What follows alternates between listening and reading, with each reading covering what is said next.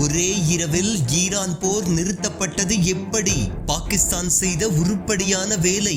இந்த இரண்டு ஐடியாவும் வேற லெவல் ஒர்த்து.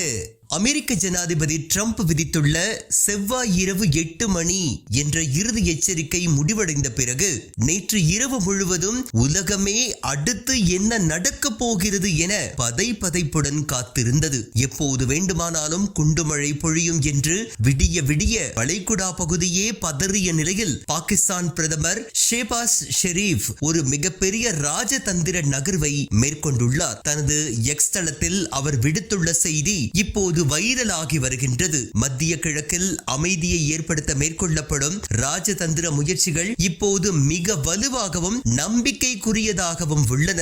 எனவே ஜனாதிபதி ட்ரம்ப் தனது டெட்லைனை இன்னும் 2 வாரங்களுக்கு நீட்டிக்க வேண்டும் என்று ஷெரீப் கோரிக்கை விடுத்தார். அதே நேரம் ஈரானுக்கும் அவர் ஒரு வேண்டுகோளை முன்வைத்தார். அமெரிக்காவின் அவகாசத்தை பெற ஈரான் ஒரு நல்லெண்ண அடிப்படையில் ஹார்மோஸ் ஜலசந்தியை இந்த 2 வாரங்களுக்கு உடனடியாக திறந்துவிட வேண்டும் என்று அவர் கேட்டுக்கொண்டார். இந்த 14 நாட்களில் அனைத்து தரப்பினரும் போரை நிறுத்தி பேச்சுவார்த்தை மூலம் போரை நிரந்தரமாக முடிவுக்கு கொண்டு வர ஒத்துழைக்க வேண்டும் என்று அவர் உலக நாடுகளுக்கு அழைப்பு விடுத்தார். இதுவே இப்பகுதியின் நீண்ட கால ஸ்திரத்தன்மைக்கு வழிவகுக்கும் என்று பாகிஸ்தான் பிரதமர் நம்பிக்கை தெரிவித்தார். அமெரிக்க ஜனாதிபதி ட்ரம்ப் ஏற்கனவே இதுதான் இறுதி கெடு என்று பல முறை சொல்லிவிட்ட நிலையில் பாகிஸ்தான் பிரதமரின் இந்த அறிவுரைகளை ட்ரம்ப் ஏற்றுக்கொண்டு போர் நிறுத்தத்திற்கு சம்மதித்துள்ளார்.